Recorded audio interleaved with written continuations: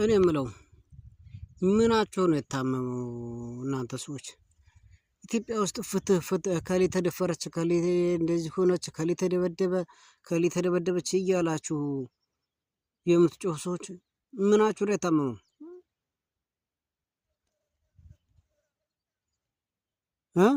ምናችሁ ነው የታመመው? ኧረ ንገሩኝ።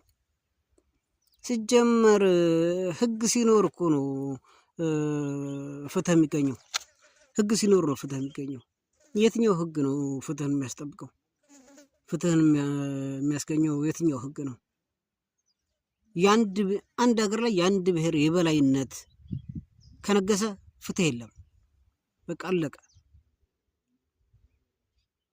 የአንድ ብሔር የበላይነት ባለበት ሀገር ላይ ፍትህ የምትጠይቁ ሰዎች ምናችሁ እንደታመመን ግራ ነው የገባኝ። አረ ወደ ራሳችሁ ተመለሱ። አሁን ፍትህ አይደለም ፍትህ መጠየቅ አይደለም የሚያዋጣው። በቃ ጉልበት ነው በቃ የሚያዋጣው ጉልበት ነው።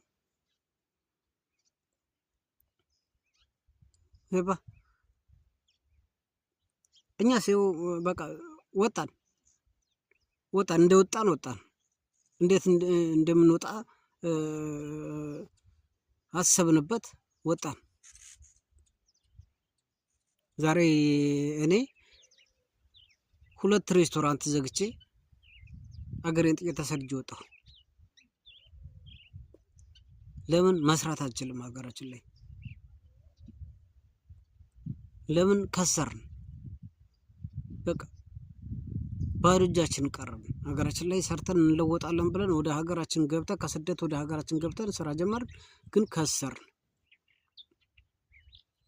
በቃ ግብር ካለን ካፒታል በላይ 2-3 እጥፍ ግብር ይጫንብናል። በዛ ላይ ከስተመር ገብቶ እንደፈለገ በልቶ ጠጥቶ ተዝናንቶ መውጣት አይችልም። 3-4 ሆነው ከገቡ 100 ሲቪል ነኝ የሚል አደገኛ ቦዘኔ መጥቶ ያንቀጫልባቸዋል። ከየት መጣ እንዴት መጣ መታወቂያ ምናምን በቃ የሌለ የማሳቀቅ እና የማሸማቀቅ ስራ ነው የሚሰራው። በቃ ስለዚህ ዘጋን፣ ወጣን፣ በቃ አለቀ። ፍትህ አንጠይቅም። ምክንያቱም ፍትህ እንደሌለ ስለማውቅ ለምን ፍትህ እንጠይቃለን? እዛ ስለዚህ ለቆ መውጣት ነው በቃ። ጉልበት ያለው በጉልበቱ ፍትሁን የሚያስከብረው በጉልበቱ ነው በቃ በአሁኑ ሰዓት ኢትዮጵያ ውስጥ